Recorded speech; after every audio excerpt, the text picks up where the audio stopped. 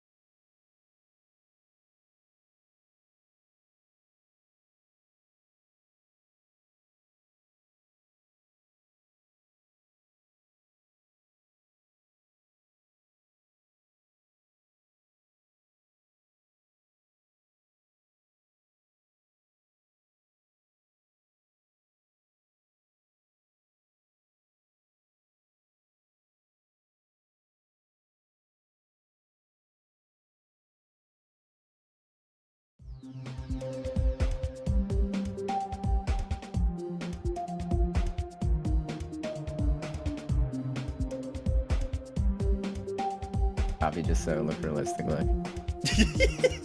Yo, did we fool y'all? Who fell for it? W April Fool's prank, nah? Wait, what did Trick say? Trick's in chat. He said, is there no delay? There's probably a little delay. Probably. I'm not parsecing on his. He's like. Oh, no. I'm looking at his parsec. Like, he's basically just sharing his screen. Bro, what do y'all mean you didn't fall for it? It was obvious? What? All right, let's see what he does.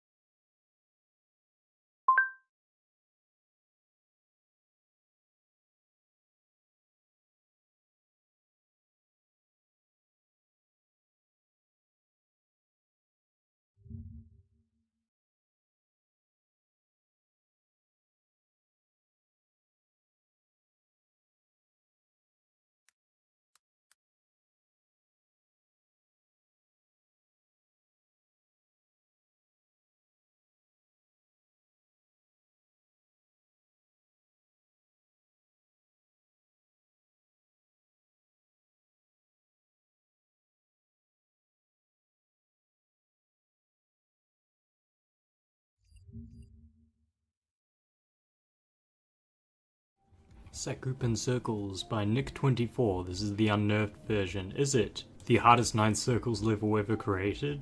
Well, the rated version definitely is. The hardest verified 9 circles level. The unnerved version is definitely harder than the rated version, and it has now been verified, not with pause buffering, but actually at normal speed, which is ridiculous, considering how much of a choke point the spam is, and today, I'm going to bot it and see how ridiculous it really is. Even though I'm not good at the game, I feel like playing through this at 0.3 is probably going to be a more accurate representation of the difficulty than playing through it in practice mode. I will be able to get further, and I will die less to bad checkpoints, which will artificially inflate the difficulty of the level. The start of this really isn't even that bad. In fact, I'm actually just going to go into full speed. Yeah, this is actually pretty easy.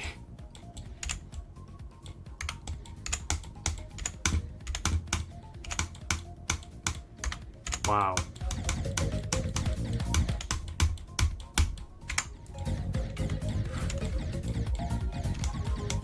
Okay, this is hard.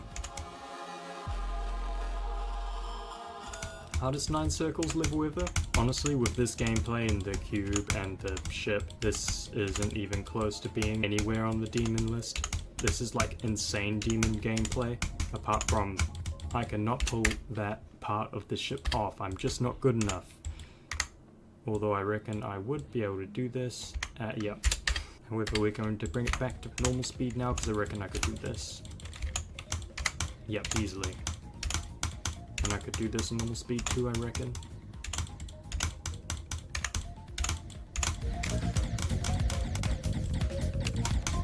Once again, this feels like hard to insane demon level difficulty. It's not even close to being the hardest 9 circles level ever made. And oh my god, these jumps are free. I reckon I could do these jumps in one run.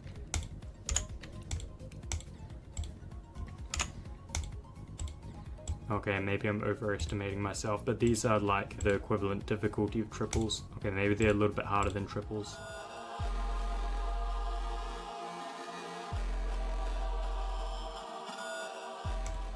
Okay, those jumps are actually harder than expected, but I was terrible at timings, so like, it makes sense why I would be struggling here, but generally, despite the fact that it doesn't look like it, those jumps are actually easy.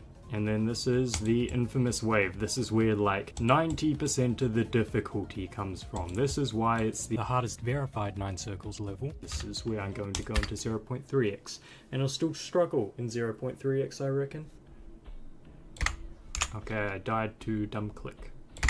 Like, this is such an oddly spaced corridor right here. Like, what is this? There's a whole gap just here that you can fill in with another structure. It's almost like there was a spike there, but they just decided to remove it. And then we have all the really tight clicks. You know, each one of these wave parts was individually separated as challenges at one point. Like, there was a 40% challenge, which was just its first wave here with all the micro clicks in it. I'm still struggling with its 0.3x speed. Lots of people have tried to beat this level over the years. A lot of previous world records died to the infamous spam, which will get up to a second, which is like 15 clicks per second spam. And then there was one person called Skylar who basically bet the whole level in a no-clip run, only had like 1 death. Okay, this looks ridiculous. But from what I remember, that middle section, yeah, it does not have any hitboxes, despite it looking like it has hitboxes. So if I really wanted to, I could go like this and then just spam at a ridiculous rate. But that'd be stupid. There we go. That transition was terrible. You know, lots of old Impossible levels have terrible transitions. And here it is. This is the infamous spam that, in the later parts, get up to 15 clicks per second. In fact, this was like a straight up top 5 spam challenge at one point. And the first person to ever complete this spam, I think, was Join Molten. However, he died at like the last click pretty much, although people considered it basically a completion of the spam at the time, and proved that the spam was indeed possible. However, people have gone so far to have, like, you know, beaten the spam twice in a row, or like 3 times in a row or whatever, or even like buffed versions of the spam. So sure, this spam is ridiculous, but There's some people who can somehow do this consistently, which is ridiculous. I don't know what I'm going to do once I get up to that gravity portal. Like, I don't know how I'm going to click. You know, this could probably technically be done at 14 clicks per second, but the room for error is a lot tighter because you'll be closer to the tops and the bottom of the structure, which is, I guess, why a lot of the people who play this try and spam this section at 15 clicks per second so that it is tighter and therefore it is harder to hit the top or the bottom. However, you have to spam faster, and having control while spamming is definitely a skill that does not come easily. There we go. I still don't know how people do this transition here. This is ridiculous. Yeah, I'm gonna have to start from here again. There we go. I guess it's spam muscle memory. It's so hard to believe that you can have like spam muscle memory, but apparently it's a thing, because how else would they be able to beat this level? And this is the other infamous part of this level, which is basically a memory section. Like, you don't go between here and then spam in there, because that's impossible. I mean, take a look at these hitboxes here. There's no way you can spam in that little gap there. There are probably people who could spam like that. As you can see through these hitboxes here, we have to go through these diamonds in a ridiculous fashion. Many double clicks are necessary. In fact, this part, which was called 66p because, you know, 66% through the level, was also its own challenge on the challenge list at one point. So we have the first part of the wave that is ridiculous, we got this memory section, and we have the 15 clicks per second spam, and these three parts are pretty much what makes it the hardest 9 circles level in Geometry Dash that has been verified. Well, the only major difference between the rated and the unnerved is that the rated has got better decoration and the spam is significantly nerfed. It's more like 11 clicks per second instead of the 15 clicks per second with all the control that you need in the unnerfed version. I can imagine this would not be a fun grind, the wave stuff. I mean, this part looks pretty tight, but it's easier than you think. It's only like 2 clicks. You see there's a saw there, which blocks us off, but we can't go up there. So where do we go, you ask? Well, we have to go right there. So we have to go like that in order to do it. Which then sets us up for this dual wave spam, which isn't too difficult. Although it is pretty tricky to see because it's hard to tell, you know, which one is the bottom wave or the top wave. You just have to kind of click consistently. I mean, personally, I'm terrible at these types of spams. You know, one person who was trying to verify sec open circles called Total GD died right here. The way was suggested by another unnerved sec open circles player as like a cool swag route, and they tried to do the swag route because I guess they had in their muscle memory, so they passed like 95% of the difficulty with the wave and then died to this part, which is quite easy. I'm actually going to give it a go.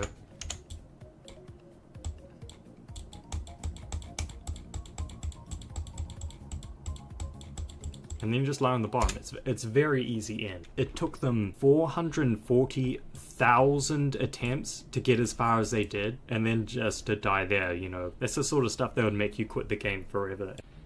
However, the person to finally verify sec open circles was 83 US GMD. GMD being Geometry Dash, who bet it in 267,000 attempts. So there exists a rated version of sec open circles that is like around top 15-ish on the demon list now, which is crazy. And because that version is rated, I think it is unlikely that the unnerved version will get rated. After all, the rated version does look better, has better gameplay.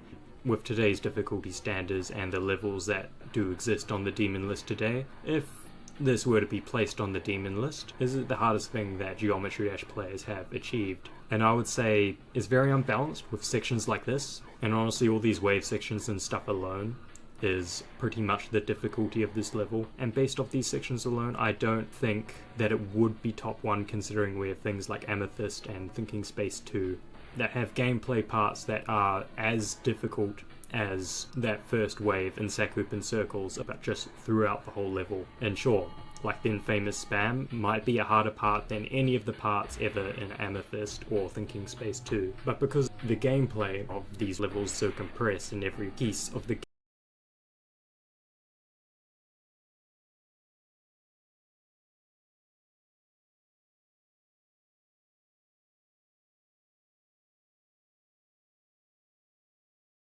Who makes the best fried mozzarella sticks? Starting with Arby's, where my expectations weren't too high and it cost me $4.29 for a 4-piece. And after a bite, so the mozzarella stick is actually not that bad. The marinara sauce is definitely not bad. Overall, 6 out of 10. Next up, Burger King, who has an 8-piece fried mozzarella for $3.99. That was a sad cheese whip. I think I see why they're not called mozzarella key.